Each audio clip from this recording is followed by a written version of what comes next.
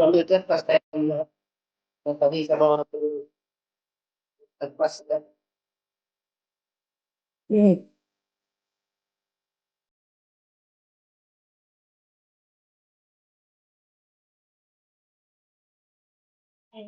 Good evening, Excellencies, ladies and gentlemen.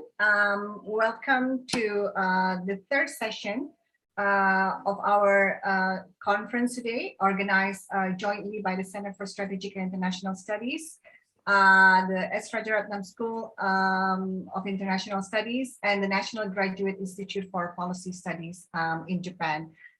Welcome back to all of you who joined us this morning until the afternoon Jakarta time. And welcome to those of you who's just joining us now for this session.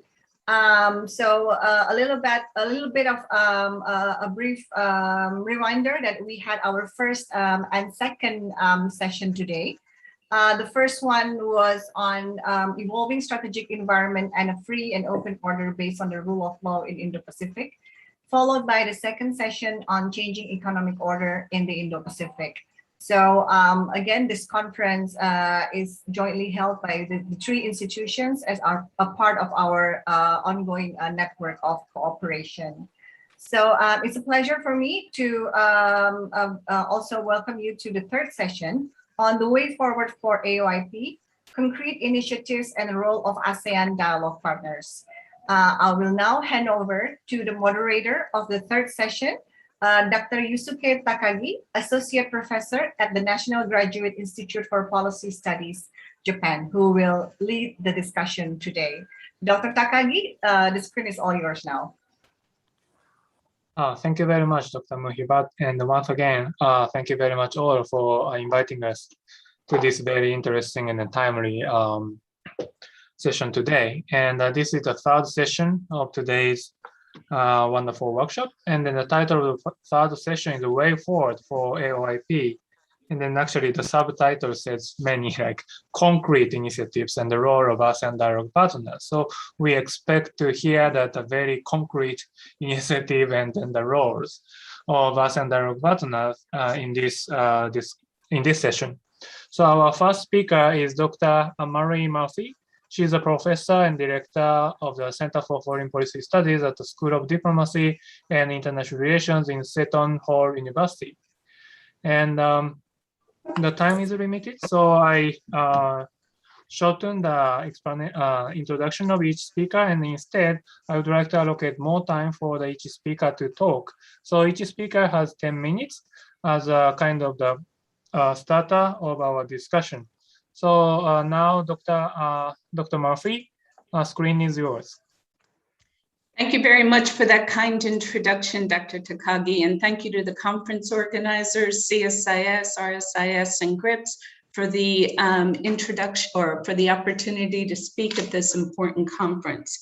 So I want to proceed as follows. Obviously, I'm going to be speaking on what the United States can do in terms of concrete measures to move the AOIP forward. I first want to discuss how the US Free and Open Pacific has shifted from the Trump to the Biden administration to incorporate principles that have been enunciated in the AOIP. I then want to discuss some concrete measures that the US has adopted to move it forward. And I want to conclude with some remarks about the relationship between the Quad and ASEAN. And I want to argue that while some in ASEAN see the Quad as a threat to ASEAN's centrality and convening power, the US and many of us here see them as much more complementary. So the first point, the US articulation of the Free and Open Indo-Pacific in 2017 was, of course, like other articulations of the Indo-Pacific concept, a recognition of the critical importance of the maritime domain, as well as the countries that sit astride it.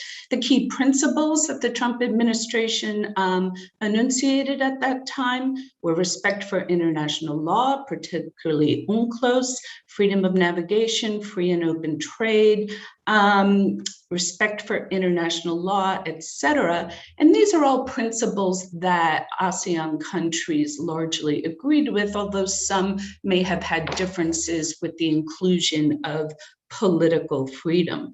Yet the extremely vocal and confrontational manner in which some Trump administration officials like Mike Pompeo, former Secretary of State, used these principles to criticize China led many in Southeast Asia, particularly Indonesia, to view it as a means to contain China, something which increased Sino-US rivalry and attendant pressures to choose sides. As my fellow panelist Rizal Sukma wrote in 2019, at the time that the AOIP was approved, he said that it was a response to the growing external pressures that threaten ASEAN's centrality and undermine ASEAN's relevance. So the Biden administration took office a year after the AOIP was adopted, and since then we see a number of changes. The Biden administration has incorporated ASEAN's rule-based and inclusive discourse into its articulation and discourse, and it now refers to the U.S. Indo-Pacific strategy as free, open, inclusive, resilient, and rules-based. And so if we're looking at concrete measures that can help move the AOIP forward, I think it's important that this incorporation of ASEAN principles and the vocal articulation of them is one. Secretary of State Blinken has expressed strong support for the ASEAN outlook. And at the EAS, President Biden has stated that the United States is committed to ASEAN centrality. Now, last night, one of the speakers said that dialogue partners often support ASEAN centrality in words, but not deeds. And I want to highlight that at least with the regard to the response, the US response to the February 1st Myanmar coup, the United States has consulted closely with ASEAN. It has supported the ASEAN 5-point consensus, as well as the recent move to disinvite Myanmar from the ASEAN meeting. So I think we actually see very strong collaboration, which is, of course, one of the most concrete measures of ASEAN centrality. Now, I want to shift here to some of the concrete aid that the US has given.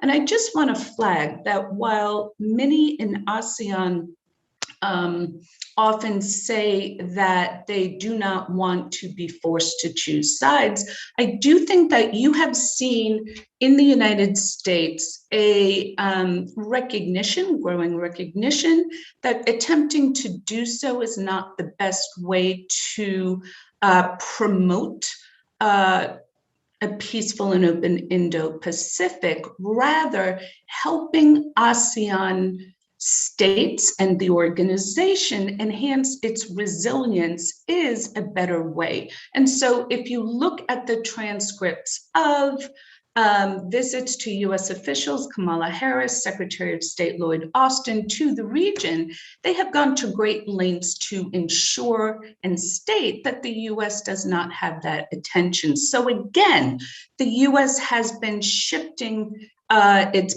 policy, listening to ASEAN and making changes.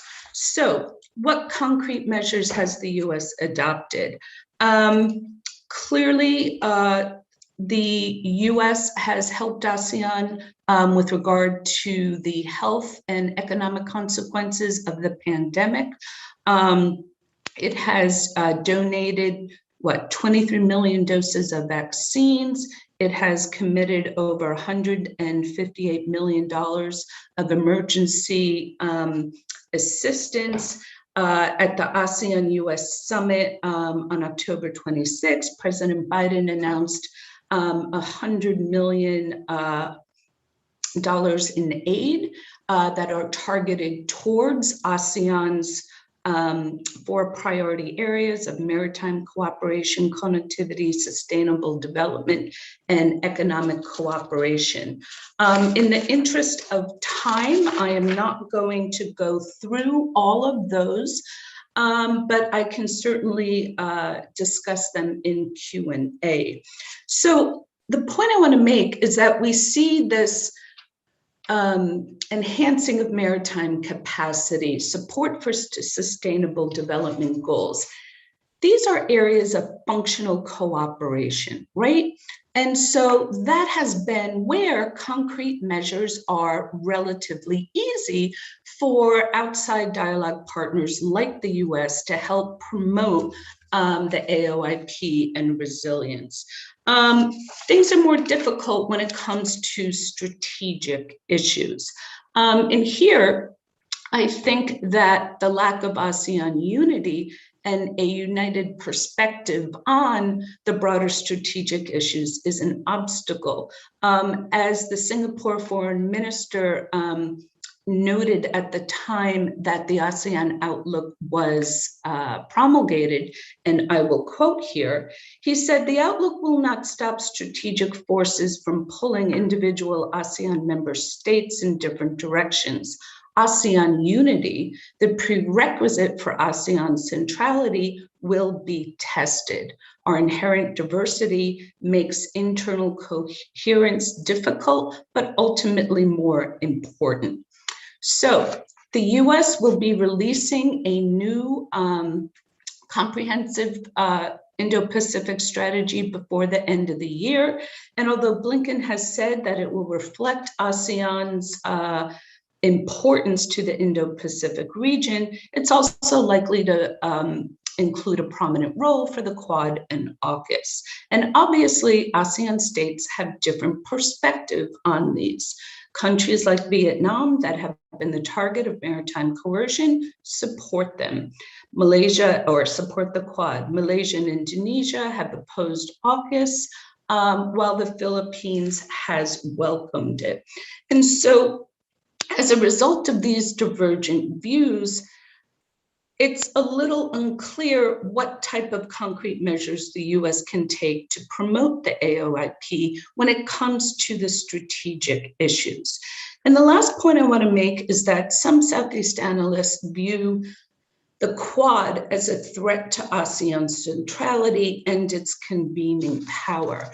Biden admin officials have stated that they see them as complementary, and I agree. As we heard last night, ASEAN is a norm setter, and it plays a key role in articulating a rules-based order, but it lacks the ability to ensure compliance with those rules and norms. As we heard last night, the Indo-Pacific is a region in disequilibrium, and clearly one of the ways to bring equilibrium back is through attempting to balance power, which is, of course, what the Quad is doing. Yet any balance of power must be married to a set of principles that it is seeking to uphold.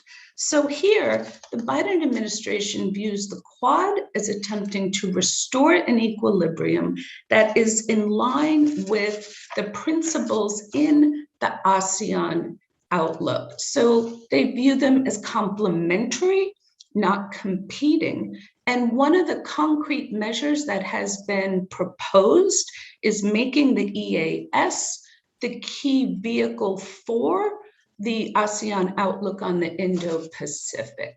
President Biden has said that he is eager to attend the EAS, and I would argue that the EAS at this time of growing strategic rivalry is even more important, and this enhances ASEAN's convening power rather than detract from it.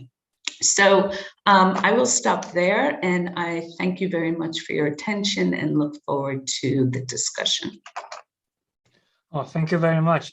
You provided so many good examples of the concrete measures and action by the United States. It is striking to remember the action by, the cooperative attitude by the US toward ASEAN country in the case of Myanmar coup d'etat in February. It is very much striking to me also, because when I compare the situation after the coup d'etat in Thailand in 2014 and the situation this year is totally different in my view. And then another example of the concrete measure is a vaccine, a kind of vaccine diplomacy, or the provision to the vaccine to the region. And then the last point about the complementary role of Quad and ASEAN centrality is also very interesting points to discuss further. So maybe we can keep your questions now, and then let us invite our second speaker, Dr. Rizal Sukuma. Actually, he's a former ambassador to the Great Britain, and then he's of course senior fellow now at the CSIS. So without further ado, Dr. Sukuma, screen is yours. Thank you, Takagi-san. Good evening, good morning, everyone. Good morning to Anne-Marie. It's good to see you again. And good evening to Ambassador Imura and also Pa Ong Keng Yong. Well, actually, I don't know what to say anymore, because we've been, in a number of meetings on the Indo-Pacific, on the ASEAN role, and so on. But let me just reiterate, a number of points that I already met in previous meeting and also probably in other meeting as well. Let me begin by saying that the key challenge for ASEAN, as I outlined in the paper, is actually this growing rivalry between the US and China. And here, not much or nothing ASEAN can do to prevent that. Nothing ASEAN can do to change that. But ASEAN can at least try to do two things here. Number one, to resist the pressure to take side. And second, to try to moderate this type of strategic rivalry or competition between the US and China. And then how ASEAN plans to do that. And of course, like Anne-Marie quoted my article in the Jakarta Post, I still believe that the AOIP is actually a response, to that particular challenge. It's basically, ASEAN tried to formulate its own view on how it wants to structure the regional architecture. So but the problem is really, it really still use the language of hope. Say, for example, it says that ASEAN wants to lead the shaping of economic and security architecture, in Indo-Pacific. It also says that ASEAN wants to sustain the central role of ASEAN in Indo-Pacific. And finally, it also says that, through this ASEAN outlook, that ASEAN wants to transform rivalry, competition between the US and China into cooperation. And then how does ASEAN plan to do all this? I think a big and really, difficult objective or difficult, agenda. Through, again, they try to be concrete through four main areas of cooperation. Number one, maritime cooperation. Number two, connectivity. Number three, on the SDGs. And number four, on other economic cooperations. So don't ask me how these four areas can really help, ASEAN to resist the pressure to choose or to take side and to moderate the rivalry and competition between the US and China. But, deep in that kind of, argument and plan of ASEAN is actually two things. Number one, ASEAN still believe that they do have the power to shape norms. Number two, they do have the power to utilize institutions. And I think ASEAN still believe that norms and institutions can actually modify state behavior. So based on that assumption, that here we actually try to formulate what sort of norms that we need for the Indo-Pacific and what sort of institution that we need in order to really address the challenge of growing rivalry between the US and China. Now on the norms, so there have been a number of ideas out there. I think the earliest one is Pak Marty Natalagawa's ideas on the Indo-Pacific Treaty of Amity of Cooperation of some sort. So that's I think a very classical approach in trying to really shape norms, and then everybody will be the subject that ASEAN wants to socialize those norms. So this is actually the traditional classic ASEAN approach to a strategic realist balance of power type of problem. But we can of course discuss that, we can explore that particular idea again because some in fact we should believe that norms can actually modify state behavior in one way or another. Number two, then I think we also need to look at the maritime order, rules based order, in the maritime domain, because I do believe that the rivalry is actually shifting, from land-based into the sea-based. So it's, in fact, the maritime domain now is the theater for this competition. So we see the growing, I think, significance of South China Sea, and also the significance of the East China Sea, in this rivalry between US and China, and also between China with other major powers in the region. So in that context, I think ASEAN can actually focus again on the importance of strengthening the UNCLOS, because this is the only rules that we have in order to really structure, shape, and also govern the maritime domain. Here, I in particular looking at the role of Japan, for example, with Southeast Asian countries, to really strengthen the importance and also the understanding, of regional countries on the UNCLOS. The third one, I think, with the US, especially with the US, ASEAN, can actually work, to help US, to develop what President Biden promised, which is the Indo-Pacific economic, framework. So because the US has been missing in this, economic activities in the region, they quit the TPP, and then, of course, it's not part of the RCEP and so on. But, there was this statement by the president, where he basically said, wait for it, it is coming, the Indo-Pacific economic framework. So I think in that context, ASEAN and also other regional countries, need, to talk to the US on what sort of the economic arrangement that, US has in mind. But of course, like Anne-Marie said, I don't think that it will work if, the US is really thinking about an economic framework that will exclude one or two economic powers in the Indo-Pacific. Now, the final the final point on the institutions. There is nothing, in the regions but the East Asia Summit. So we need to work, on what we already have. So in that context, we also need to work, with the non-ASEAN partners in order to really try to think about how that we can utilize and institutionalize the East, Asia Summit.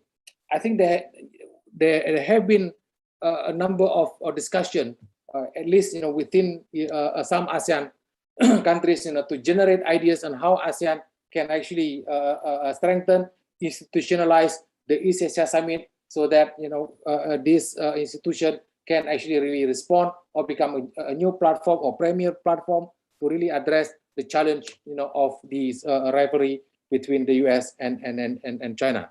So beyond that, my last point, which also I mentioned in earlier meeting that we had, I think Ambassador Imura still remember, I don't think that we need to turn this ASEAN outlook on Indo-Pacific into a new blueprint for, say, functional and practical cooperation. We have so many blueprint, so many plan of action already. With China, 39 pages. With Japan, I think 45 pages.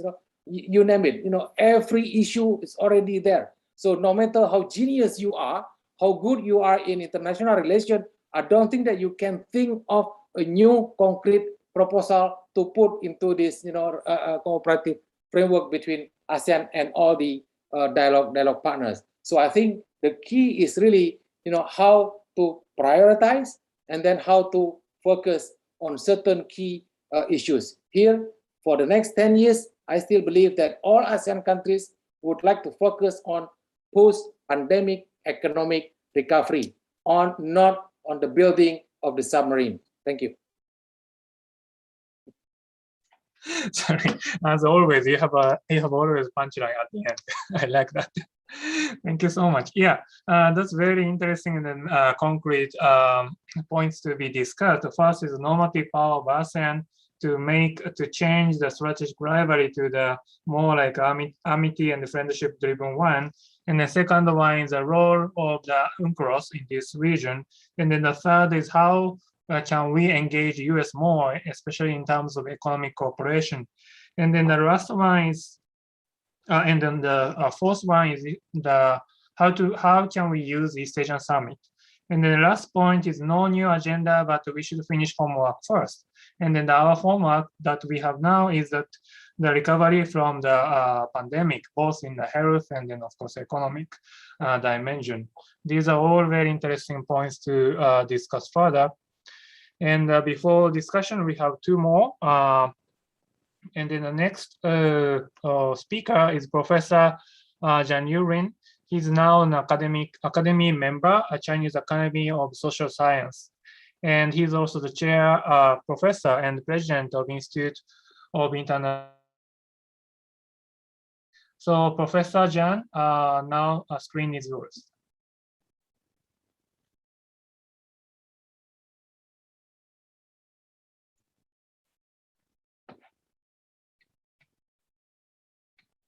Professor Zhang. Okay, I'm here. Okay, thank you. It's okay? Yes, we can hear you. Can you hear me?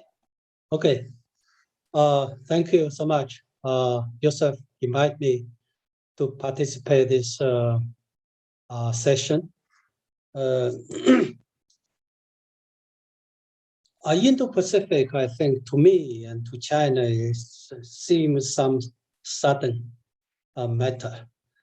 I have worked on the Asia Pacific, East Asia, all China in, but now suddenly Indo-Pacific, no China. So if we recall from economic development, personally, I think it's a natural extension from Asia Pacific to Indo-Pacific, because from India side, it has the eastward policy, and East Asia invited India to participate. It's a enlarged East Asia group.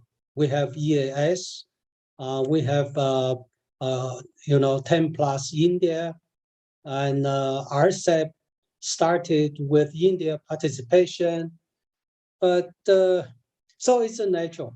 It's called Asia Pacific India, or Indo, so it's natural. I try to let people in China to understand we have to, integrate India into this larger group, because if you recall, because of the rise of East Asia, we had Asia Pacific, and we have now India's rise. We should have, we should find a way how to link Asia Pacific to India, Indian Ocean region. It's not just India, it's that region.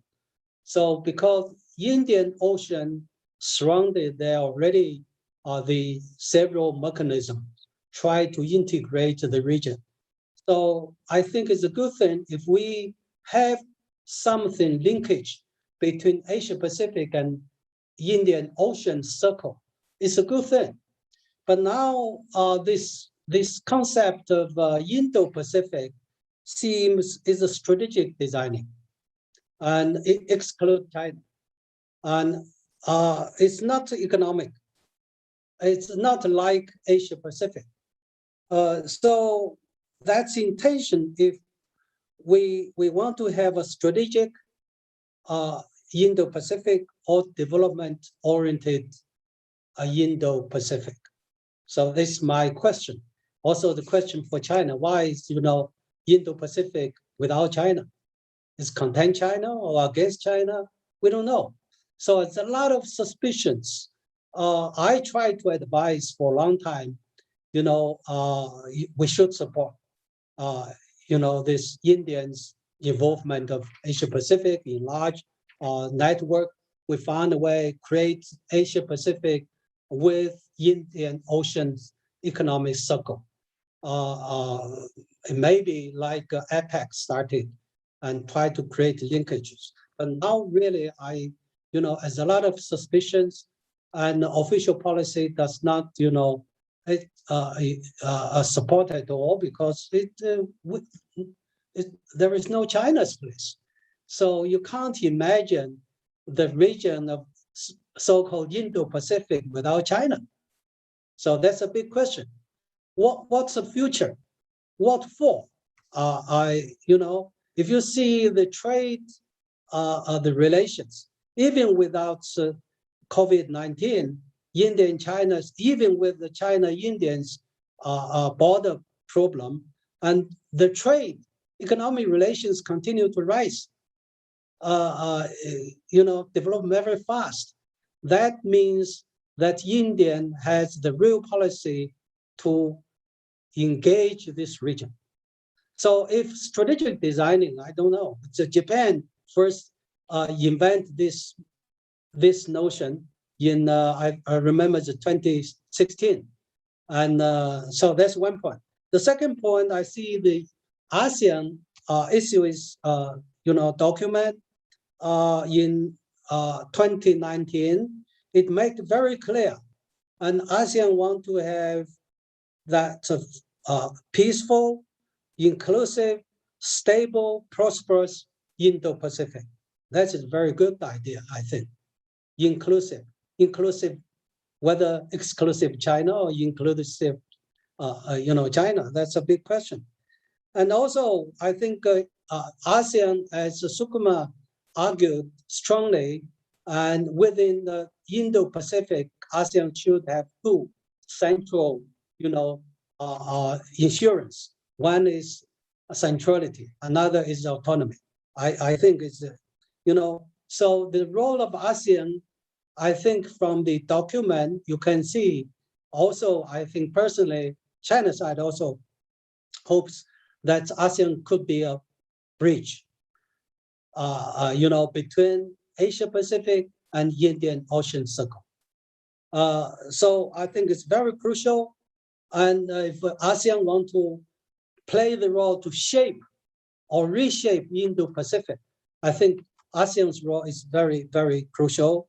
And defend its, stand and policy, peace, inclusive, stable, and prosperous. That's the third point. I want to argue that also the question, and always call it Indo-Pacific free, open, and for what?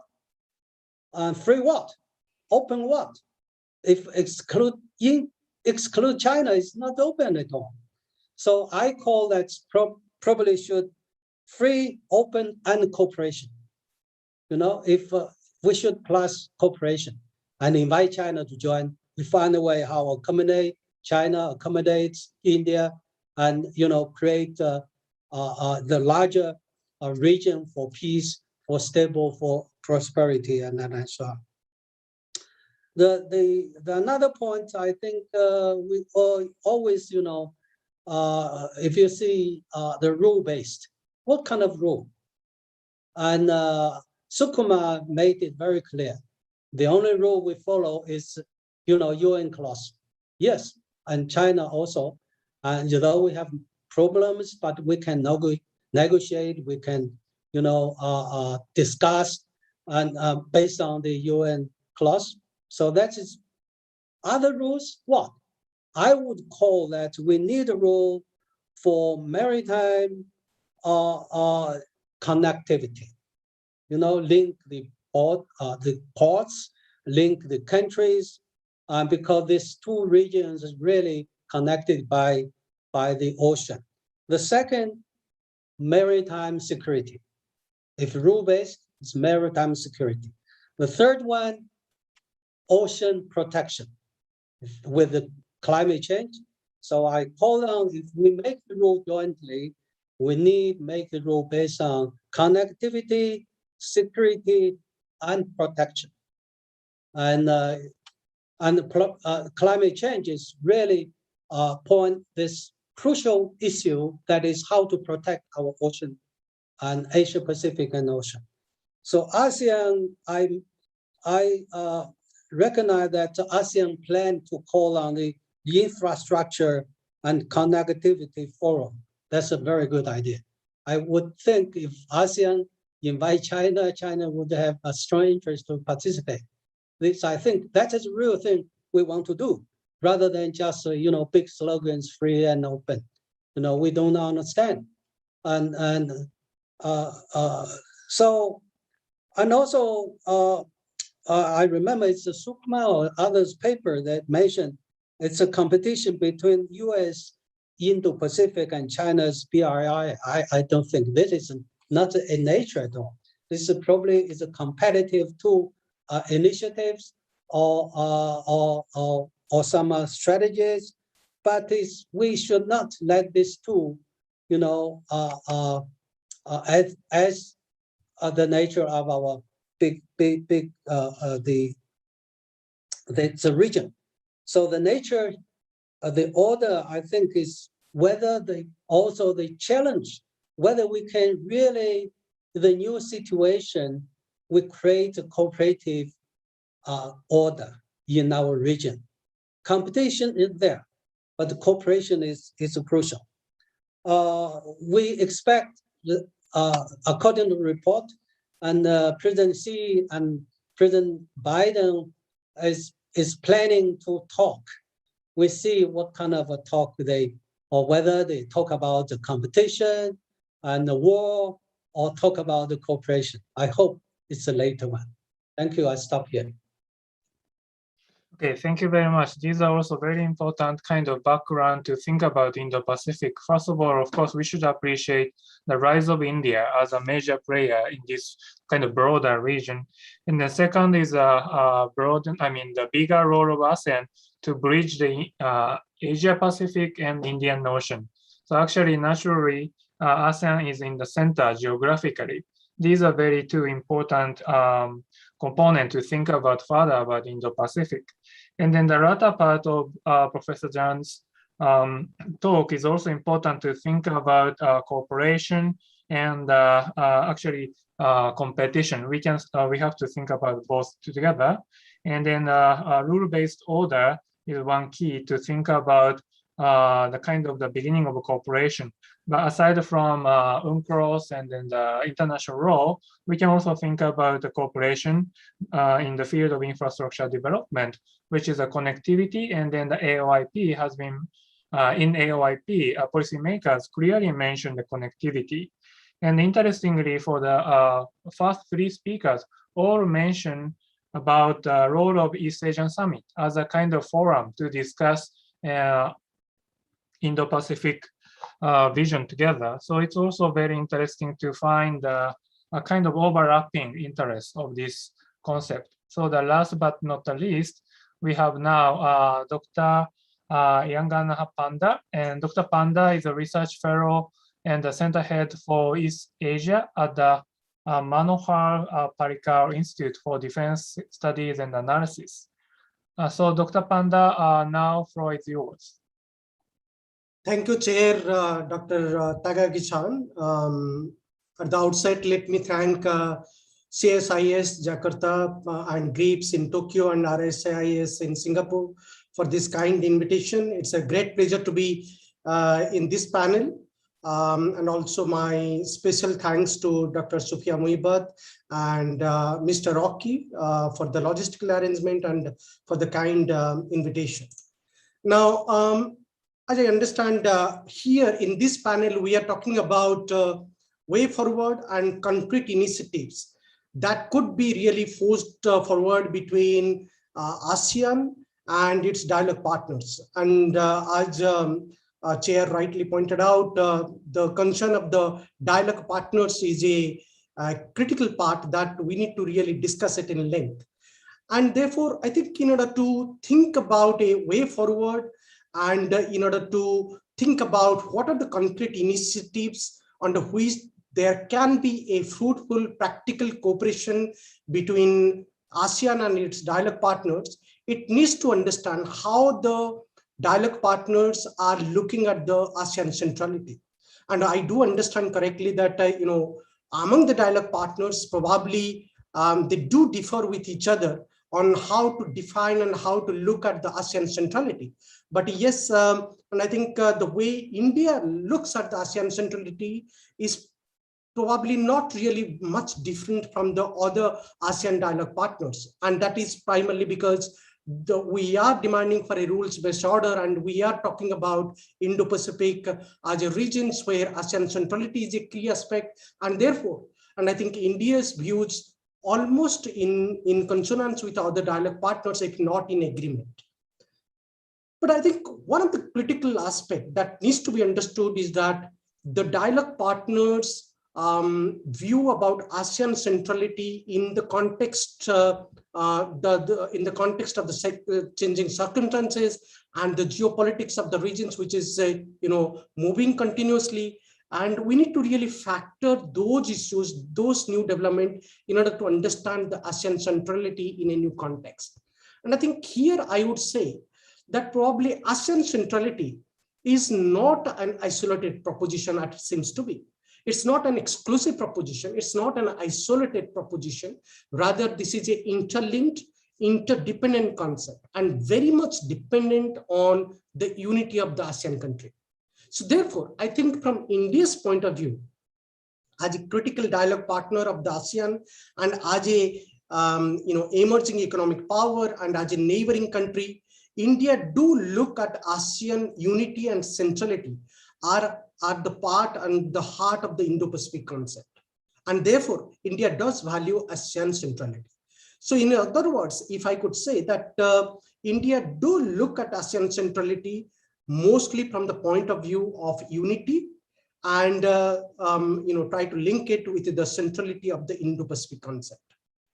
And I think to that effect, Southeast Asia is a focal point of strategic value for India. And if we see in more concrete terms, India do look at ASEAN and ASEAN centrality in its Act East policy, which is a renovation and makeover of the earlier Look East policy. And in today's context, when India is talking about Act East policy, we are not only talking about the ASEAN countries or the Southeast Asian countries, we are talking about key institutions in the regions, that is ASEAN and many other multilateral forums and institutions which are there in the regions. Plus, we are also talking about the major economies in the regions, that includes China, Japan, South Korea, Taiwan, and also some of the ASEAN countries, that is, Australia and New Zealand. So therefore, India's Act East policy does really figure about ASEAN as an institution as a key, but at the same time, it does also establishes a linkages between us, between Southeast Asia as a region and other neighboring regions, be it the maritime regions or the geographic regions in the region. And in fact, more interestingly, if we see, Prime Minister Narendra Modi recently on October 28th, 2021, he actually delivered a speech at the 18th India ASEAN Summit. And interestingly, he talked about India's Indo-Pacific Ocean initiatives and ASEAN's outlook for the Indo-Pacific are the two frameworks where these two frameworks can be actually complemented with each other. And he talked about that how these two frameworks shared a complementary visions, and there is a scope for mutual cooperations can happen in the broader Indo-Pacific regions. And I think to India, the recent proposition of Prime Minister Modi, the Indo-Pacific Ocean Initiative, is a critical variable when we are talking about ASEAN centrality in the changing circumstances in the current context. So if we try to understand from India's foreign policy point of view, and I think the success of India's Act East policy, therefore, invariably be dependent upon how unified are the Southeast Asian countries and how pointedly India is engaging with this set of countries, not only bilaterally, but also institutionally with the ASEAN. And therefore, in the conflict in the regions, be it the South China Sea dispute, or be it the other bilateral issues that are there between many countries, between ASEAN countries and its dialogue partners, India aims to have that all of these disputes and conflicts must be resolved peacefully. Now, what are the way forward in terms of thinking about a much more effective, ASEAN neighborhood, ASEAN's outlook towards Indo-Pacific, and how to take forwards, the engagement between India as a dialogue partner of ASEAN and ASEAN as an institutions. And I think, to figure it out, that how India could possibly cooperate with ASEAN and how we can visualize an effective partnership between ASEAN and its dialogue partner, we need to keep in mind one particular aspect, that ASEAN centrality should not or is not a fixed idea. It needs to actually seen in new circumstances. It needs to actually embrace new ideas. It also needs to cater to the demands and requirements of the dialogue partners from time to time. And then only we can actually talk about effective cooperation between ASEAN and its dialogue partner. So ASEAN centrality must bridge the gaps that exist between ASEAN as a region or Southeast Asia as a region, and between the different geographical regions where its dialogue partners are situated in. And therefore, in particular, we need to talk about three critical gaps in terms of bridging three critical gaps. One is the geographical gaps, where connectivity and infrastructure cooperation will be the key. Second, we need to bridge the gap on the arena of diplomacy and politics. And I think there needs to be more diplomatic dialogue, not only at the highest level, at the political level, but also at the grassroots level, including at the track 2, 1.5 and track 1 level dialogue. And third, there has to be more efforts to bridging the cultural gap that exists. And I think the cultural gap is a key variable here when we are talking about the geopolitics of the regions. And I think unless we really reduce the cultural gap, we cannot really succeed in terms of thinking about an effective collaborative partnership between ASEAN and its dialogue partnership. The year 2022 will actually mark the 30th year anniversary between ASEAN and India as the dialogue partner. So therefore, in this context, and I think in order to talk about moving forward or way forward, and in terms of talking about new initiatives, how India as a dialogue partner can effectively cooperate with ASEAN along with other dialogue partners, I propose here, I think 3 or 4 specific initiatives that we need to really talk about. The first, I think here we could talk about the third country cooperation with the dialogue partner. And I think this is a critical point that we need to really talk in the current and in the changing circumstances. What we have seen is that there are so many trilateral partnerships in the ASEAN regions or in the broader Indo-Pacific regions. And the most recent example was AUKUS, Australia, UK, and US. But we don't really have that much partnerships which talks about that much bilateral partnerships which are really talking about third country cooperations. And therefore, I think we need to talk about third country cooperation among the dialogue partners of ASEAN. For example, if we talk about India, Japan are actually special global strategic partnerships. They have a special partnership which is evolving from time to time.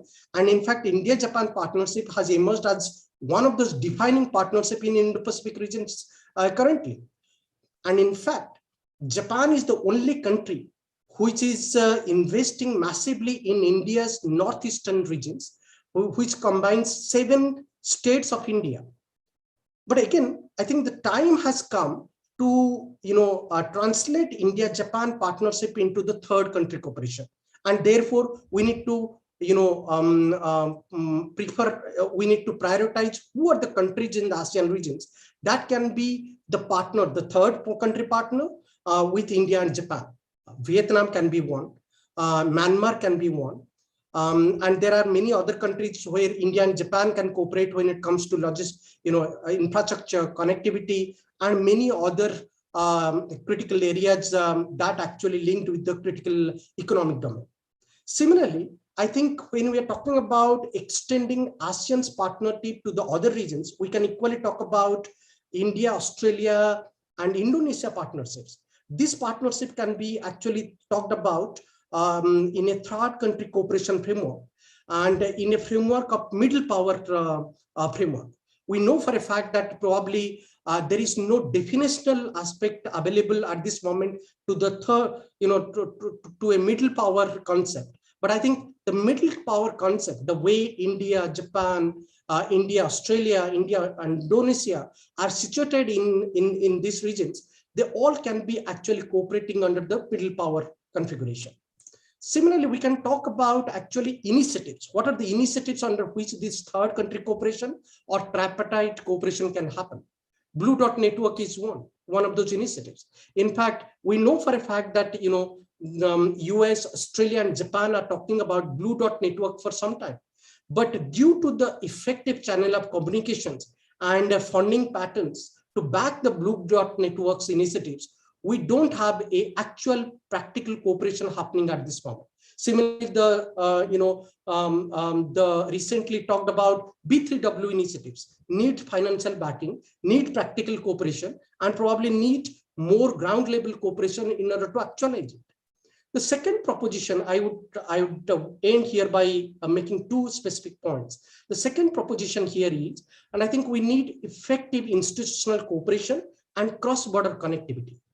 And this is critical to India as a dialogue partner in the context of ASEAN, because so far we are talking about ASEAN Regional Forum, ARF, we are talking about East Asia Summit, but there are other multilateral mechanisms where not only India can effectively cooperate with ASEAN countries, but all the dialogue partners like India, Japan, Australia, they can effectively cooperate in multilateral agencies like Mekong-Ganga Cooperation, BIMSTEC, and I think BIMSTEC and Mekong-Ganga Cooperation are the two other frameworks which actually bridges the geographical gap between Southeast Asia and South Asia. And that there, most of the ASEAN dialogue partners can cooperate with each other.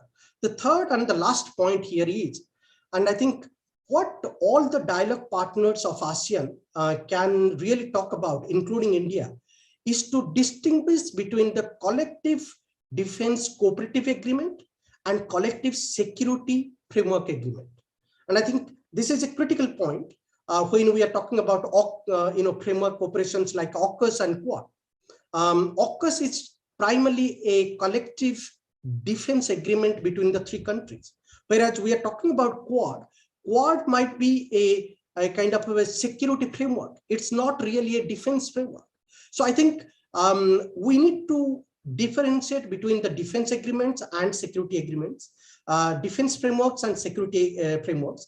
And there is a scope for the ASEAN countries to participate with the Indo-Pacific countries, be it with the US, be it with Japan, be it with Australia, or be it with India, which is a critical Indo-Pacific power. And to that effect, I think Prime Minister Modi's proposition about Indo-Pacific Ocean Initiative is a critical framework where we can talk about maritime security, maritime ecology, maritime resource cooperation. We can talk about capacity building and resource sharing cooperations, disaster risk management cooperation, science and technology cooperation, and most importantly, we can talk about trade connectivity and maritime transport. I stop here and thank you for listening to me. Thank you very much. Actually, all of you provides a very good concrete examples to think further about the cooperation in the Pacific, especially from Dr. Panda. You mentioned about three major points. First is third country cooperation. And then the second is a further cooperation in the kind of sub-regional cooperation within ASEAN region, like Mekong-Ganga or Greater Mekong regions. And the third one is defense cooperation, which is also interesting and actually dynamic agenda we can discuss further. And now we already have many question and answer boxes, and please put more questions. But before going to the question in the QA box, may I invite a panelist to raise some questions? Okay, first Professor Shinoda, and then the next is Dr. Motsuda. So in this order. Thank you, Dr. Takagi. And I have one question, each for Dr. Murphy from the United States and Professor Zhang from China. And the first question is for Dr. Murphy. I think regional economic integration, such as RCEP and TPP, are important elements in the AOIP. And with the Biden administration stepping up its constructive engagement in the Indo-Pacific, is there any chance that the United States will return to the TPP in the future? If this is difficult in the short term, by what means will the United States constructively engage in making rules for trade and investment in the Indo-Pacific? And secondly, I have a question for Professor Zhang.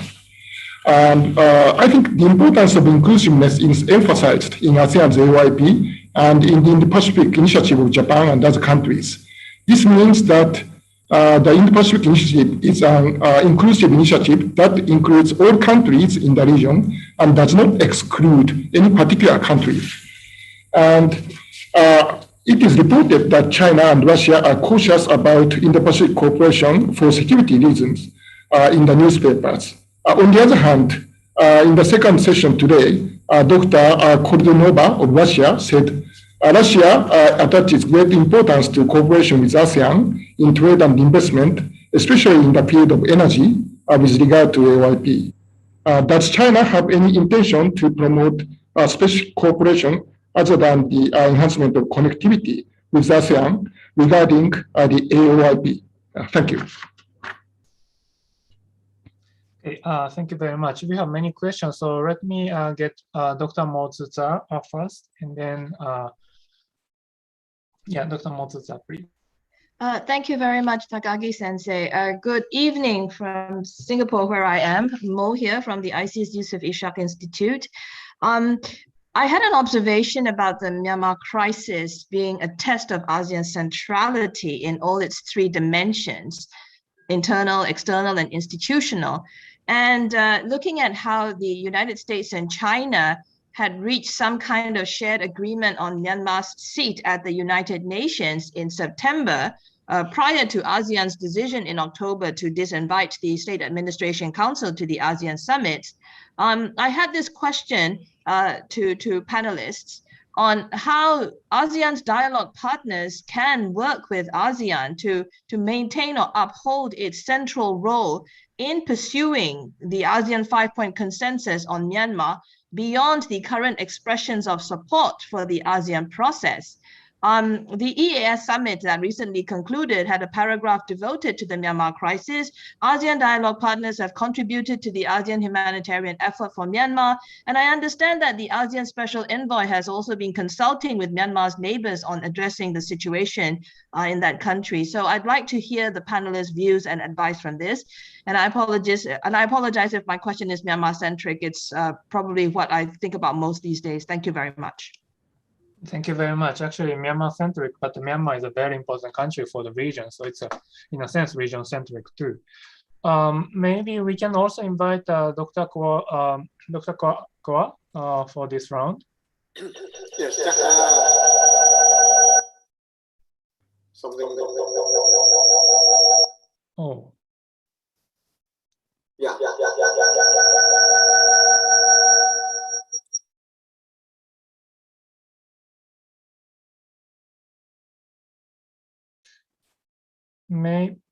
There's a howling, right? Is it better now? No. Not yet. Okay, I will pause. Yeah, maybe we can. Okay, thank you very much. So could you please wait a bit, and then I hope that later on you can fix the problem of the microphone. So while we are waiting, let's get speakers to respond to the question by Professor Shinoda and then Dr. Mo. And actually, the issue of Myanmar has been mentioned by some speakers already. So maybe you can talk about Myanmar issue too, if you want to say something. So let me invite speakers in the order of your presentation. First, Dr. Murphy. Thank you very much for those questions. With regard to Dr. Shinoda's question about whether or not the US will rejoin the TPP, there's clearly some sentiment that would be a very good thing. However, at this specific point in time in the short term, I don't think that is going to be politically feasible. As we all know, the US Congress is polarized. The TPP was turned into a political football in the last election. And given the difficulty that the Biden administration has faced with getting its domestic agenda through Congress, it's difficult for me to see them investing the political capital to get it done. And I don't know if it would be possible. So therefore, what I think you're going to see with regard to promoting economic cooperation is you're going to see more minilateral deals with certain free trade agreements, digital connectivity, focusing on different aspects of things that might have been in the TPP, but the TPP is kind of poison right now. So I don't think you're going to see that. You will see it broken down into smaller issues. With regard to Motuzar's question about our dialogue partners really treating ASEAN with centrality, particularly when it came to the decision to put off the whole issue of accrediting the Myanmar ambassador. Again, this is where, for outside dialogue partners, the lack of ASEAN's unity that I discussed is very difficult, right? Because the United States, at least, did support the 5-point consensus. As she noted, at the time of the UN General Assembly, there was no consensus within ASEAN on this issue of recognition or Myanmar participation, et cetera, et cetera. You had some countries that were taking a very strong stance against the military junta and others that were not.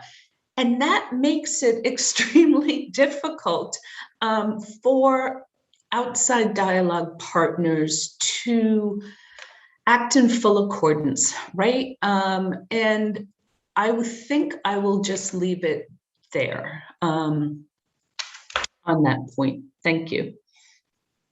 Okay, thank you very much for your frank observation. Now, can we invite Dr. Sukuma?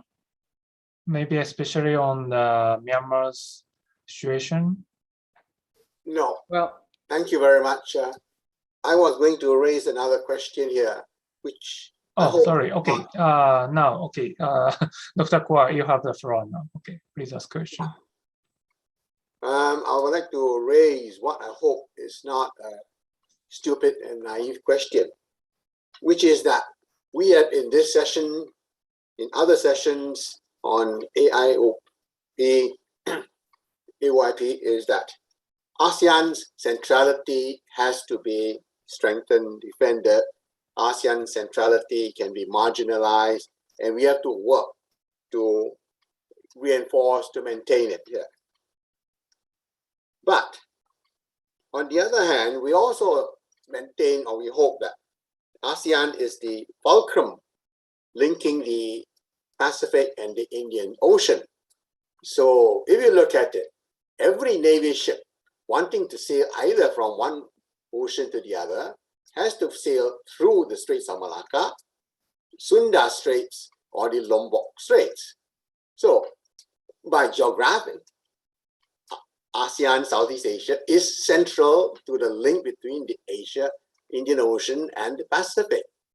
So ASEAN's centrality, strategic autonomy is assured. So which is it? Are we afraid, worried that we are no longer central, losing our strategic autonomy? And if we are not central, our geographic position is not there. So which is it now? We can't have, we are central, we are focal, and yet we are worried about losing our centrality. So I think here there's to my simple mind, there is some sort of a contradiction which we need to sort out. Thank you. Oh, thank you very much. It's a good additional question to Dr. Reza Sukuma. I was about to invite Dr. Sukuma about his opinion about Myanmar, but in addition to his view on Myanmar, maybe we can ask you about Dr. Kua's question about ASEAN centrality or maybe geographical location. ASEAN centrality is, of course, the discourse in politics, but geographically speaking, ASEAN is an arena wherever, whichever you want to move your Navy, you have to pass by ASEAN region as a geography. So how do you think about the location of ASEAN in the context of this great power library? I think this is a question by Dr. Kwa Chongguan. So may I invite Dr. Sukumar now? Okay, thank you. This is a very difficult question, but being at the center doesn't mean that you can play a central role. So it's basically when we talk about centrality, of course now it's an emerging understanding about this concept that ASEAN want to take the lead in process and also deliver progress. So that's what centrality means, rather than being at the center. So in that context, you have a table, you sit at the center, but if nobody talk to you, then your being at the center is meaningless. So that I think why people are worried, because all these great powers, non-ASEAN powers, are trying to find their own ways, to try to address what they perceive as a challenge. So within that context, yes, we are at the center in the geographical term, but as at the center that can deliver progress and also initiate process, I think there is this worry that we might not be able to play that role, as effective as before. But again, it is important to really remind ourselves that we have been in this kind of strategic predicaments before. Remember after the end of the Cold War, even after the U.S. left Vietnam, then of course the end of the Cold War, but ASEAN managed to find ways. So I think we are now again within that challenge. So that's why now people are talking about how we can strengthen ASEAN capacity and also institutionalize the association even better. So that's basically I think why we are, I think some of us in ASEAN is a bit worried. Can I also try to mention two other questions that on the Q&A Sure. chat room? Yes, somebody asked a question about how can we really upgrade and strengthen the East Asia Summit.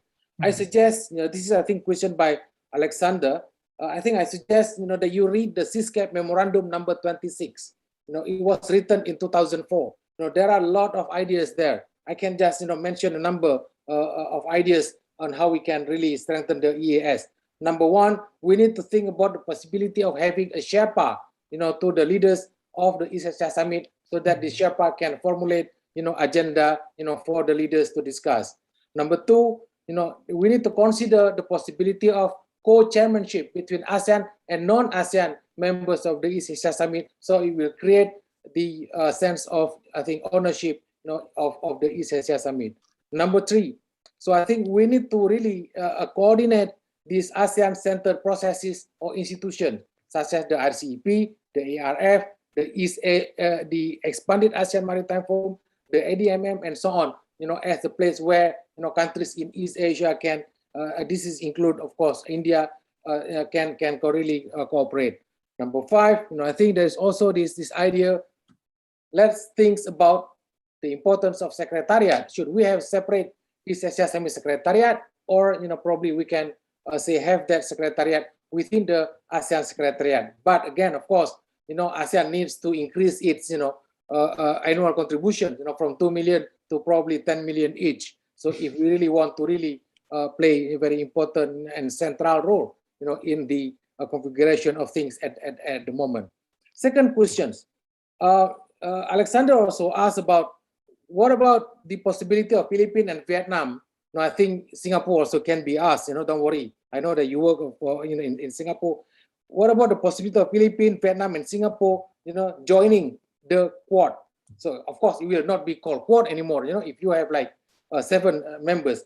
But I don't think that ASEAN should be, some ASEAN countries is not open to the ideas of sectoral engagement or become a sectoral partners to the Quad. But again, this is the issue that again will even reinforce the worry even more. Within ASEAN, there are some ASEAN member states will look to other arrangement in order to actually address their security challenges. So my question to that question, yes, it's possible, but I don't think that Singapore or Vietnam at this stage will become or join officially the Quad. So I think sectoral, I think cooperation engagement is quite, is quite possible. So I think I just, stop there. So there are a lot other great questions which I think need more time to really answer and think about it. Yeah, thank you very much. Dr. Kaur, do you have any related questions? Yeah, could I make a quick reply to Mhm. Pak Riza, which is that ASEAN, especially Indonesia, is central, strategic, because hypothetically, what happens if Indonesia decides to put its navy to close off the Malacca Strait, the Lombok Straits, and the Sunda Straits? You can do it, not the problem. So that is why I think our Chinese colleagues are very worried years ago and started putting in all those oil pipelines through Myanmar, so that if we close the Malacca Straits and you close the Sunda and Lombok, they at least still can get the oil via Myanmar. So not to worry, we are okay. We are central. We are strategic. The outside powers have to come to us. We are at the table. We are not on the table, as our former foreign minister, used to say. So thank you. Mr. Kua, I think we passed that period where we become central because of our bad behavior.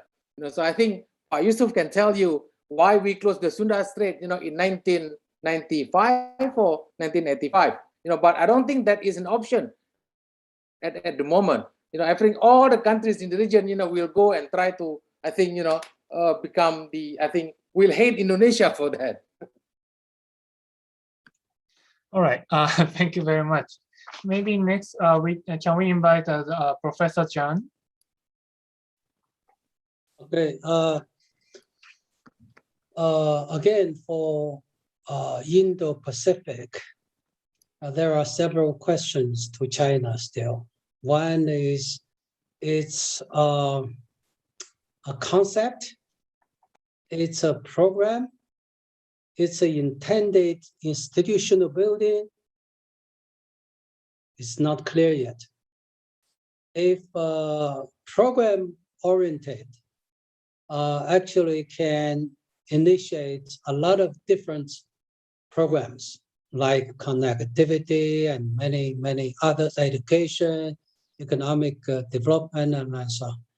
But if we recall, this concept emerged, and during Trump administration, the first official report made by defense minister, and is clearly defined as a strategic one. It's not a developed one. So Biden administration seems expand a lot of different, areas, including economic development, but it's still with very strong strategic designing and intention. So probably for China, and the best choice is wait and see. Because if you want to engage India, we already have EAS. EAS includes all these members. Now EAS was sidelined, and it has not well used as a larger framework to, integrate India and also Russia. So we have institution now. So we are not clear, how for China to participate. As I mentioned, whether Indo-Pacific to be a conference in the future similar to Asia-Pacific as a beginning, and try to integrate Asia-Pacific and Indian Ocean Circle. And the Indian Ocean Circle, there are already existing institutions. So we can create linkages and call on, cooperative agendas and organize the meetings. So we do not know, how to participate. And until now, it seems it's against China. That's a, general understanding from China side, either official or all the scholars. Probably I'm the few try to explain, it's necessary, as I mentioned, we need something to link, Asia Pacific and the Indian Ocean area. I mentioned if you link Indian Ocean area, as I remember mentioned by a former prime minister, that is a way to link Asia Pacific through Indian Ocean to Africa. So that we need, to create linkages, and it's not like now. So it's not clear what's the real intention. Want to make it in the future. We might, if that's why just now I said, if for instance ASEAN call on the infrastructure and connectivity as an initiated agenda or program, and I don't think China will refuse it. But if you the name of Indo-Pacific until now, from beginning, it's a strategic designing, against China as to block the free, and the open and China and so on. So we, it's not clear. I try to make a report, but still, it's very difficult how to identify, this emerged Indo-Pacific concept or what will be. And so that's why I really pay a special attention to ASEAN's role. ASEAN also itself has a great concern. In the past, aside from Asia Pacific, APEC is launched, initiated from asked by East Asia side and supported by the United States. But all the other East Asia extended frameworks initiated and led by ASEAN. So now ASEAN also concerned is centrality and autonomy, or as I call this, the bridge, how to bridge, the two regions, which that's the ASEAN in the middle is, how to bridge that. So we probably, as experts and scholars, try firstly to read Indo-Pacific, what it for, and that's very crucial, I think, and tell China clearly what you intend to do and whether you invite China to join. Thank you. Thank you very much. Can I invite Ambassador Imura here?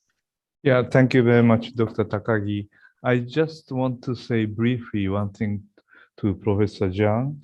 I feel that you and probably Chinese authority have suspicion with regard to the AOIP and other Indo-Pacific cooperation ideas. So I think you are saying that this is the maneuver to exclude China from the international cooperation. But I think all those countries who have been expressing their interest in Indo-Pacific cooperation as well as AOIP, they are self-invitees.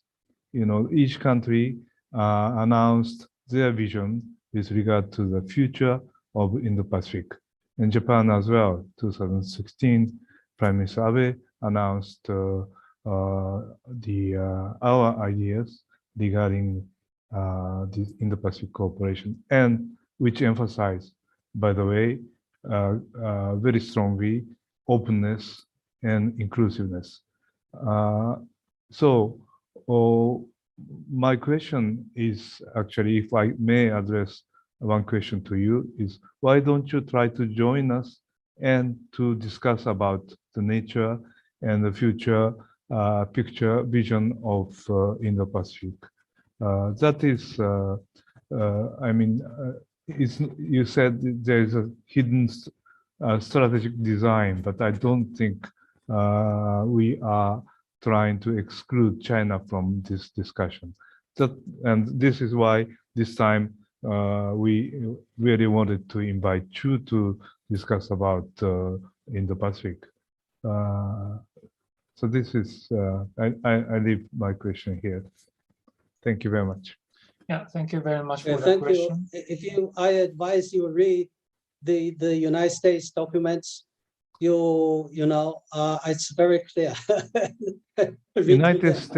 United States may have an idea, and Japan has an idea, and France has its own idea, and EU has come up with their own idea, and Netherlands has come up with their own idea, and India, Australia, maybe each idea is different from one another. So I strongly would like to ask you to join us to discuss about this.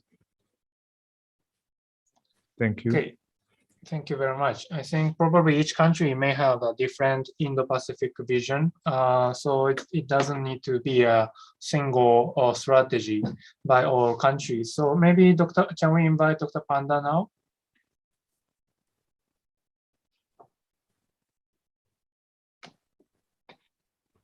I think Dr. Panda raised his hand. Yeah, am I audible? Oh, Yeah. okay, yeah.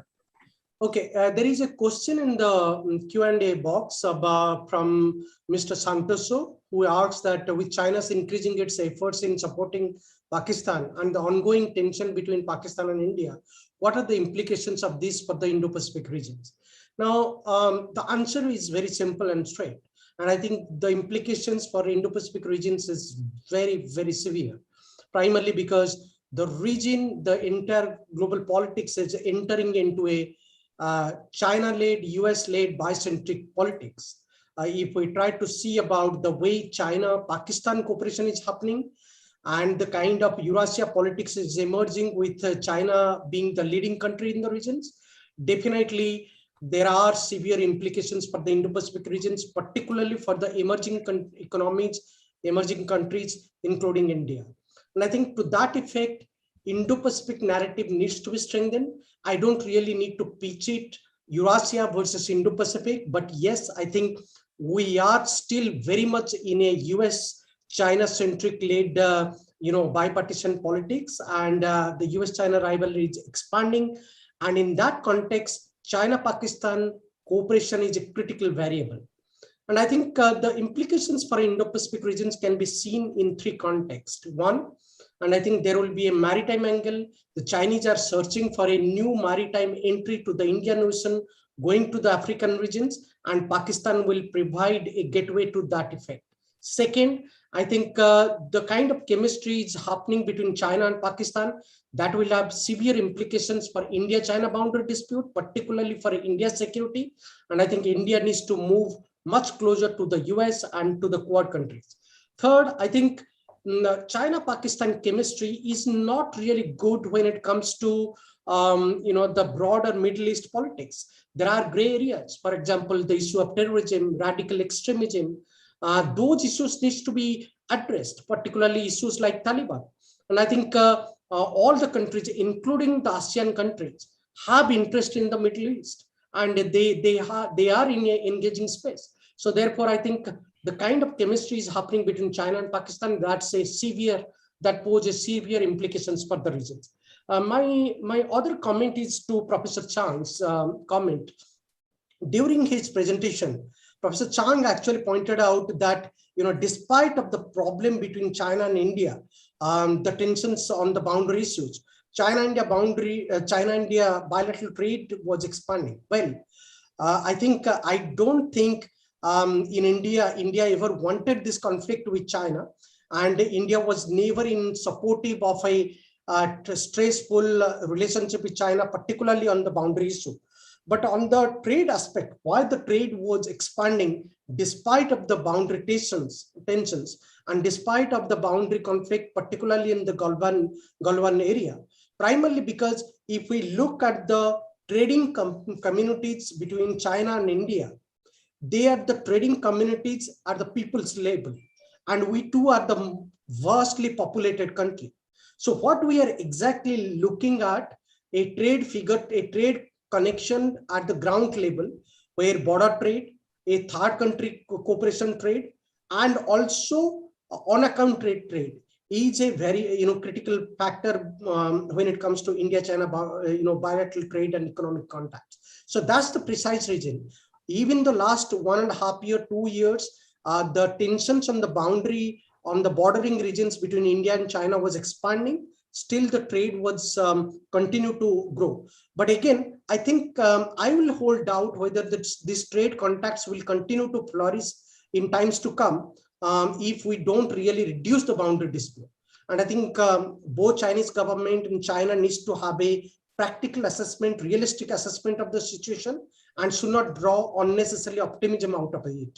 India would be taking severe and I think serious steps if China do not really, change its intentions in terms of reducing the tensions on the boundary dispute. Thank you.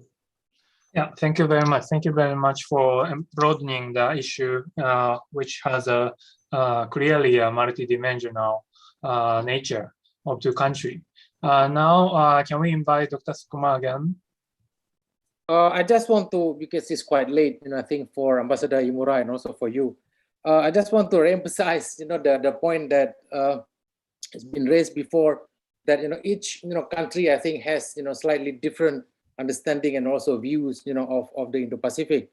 Or of course it all started with India in 2006. When I think if I remember correctly, Captain Gurpreet Khurana, the one who actually wrote a very important piece on that. So there's and then the discussion on the Indo-Pacific as a term began to roll, and then Japan in 2007, and then Indonesia in 2013 under Marty Natalegawa as foreign minister. But then we changed the term into the Pacific and Indian Ocean in 2014, and then back to Indo-Pacific again in 2000. I think 18, when Indonesia proposed that ASEAN outlook, and then of course the US and also Australia 2013, the US in 2017. So it really has a lot of different views in that regard. But for Professor Chang Yunling, I think you just should stick to ASEAN version of the Indo-Pacific, because it does, I think, emphasize the inclusivity as an important one, and then a platform for cooperation as the second most important element of that, I think, understanding of the Indo-Pacific. But I think the term, clearly refers to a growing understanding in the region that you can't, actually separate, the Indian Ocean and the Pacific Ocean. So, the two has merged and then become a single geopolitical, geographical, and also geo-economic unit. So it's become a space of engagement. That's the way we look at it, from Indonesia and from ASEAN. So it's only that space where I think countries engage with each other. But the Indo term at the beginning, India, of course, will say that India, but we can also say no, it means Indonesia. Thank you. Yeah, second punchline today. Thank you very much. But before that, you have a very nice summary of our discussion, like ASEAN as a non-entrepreneur to think about the concept of Indo-Pacific. And as a practitioner, you provided very important homework that we should fix first, like how to think about the role of Sherpa at East Asian Summit, and how why don't we think about co-chairmanship of East Asian Summit, and also we have to think about possible secretariat function for the EAS to strengthen its forum, going beyond some criticism on its forum as a talk shop. So these are very important points to be actually fixed first. And then, as we have discussed at the beginning, all the speakers mentioned existing institution, which is East Asian Summit. And then we also have the way to actually move forward to strengthen East Asian Summit. Very practical, actually concrete suggestion by Dr. Sukuma should be considered seriously. And I'm sure you have more questions and comments and different views. We can continue this discussion maybe until the end of today in Japan time, but maybe it's almost a time to go to bed or maybe start the day in the American time. So can we wrap up the session, and then please allow me to give back the screen to Dr. Muhibat. Thank you so much, Dr. Takagi, for chairing the last session of today. So we have come to the end of our conference today on Indo-Pacific cooperation way forward for the ASEAN outlook on the Indo-Pacific. To formally close the conference, I'd like to invite Mr. Yusuf Wanandi to give some closing remarks. Pak Yusuf, you have the screen now. Thank you so much, Vivi. I just, number one, of course, would like to thank you all for participating in this webinar and having a very good flow of discussion, and very open to each other. I thank Chang Yulin particularly, because usually, as you said, if you have to talk with the Chinese about this issue, they said, you have not invited us, full stop.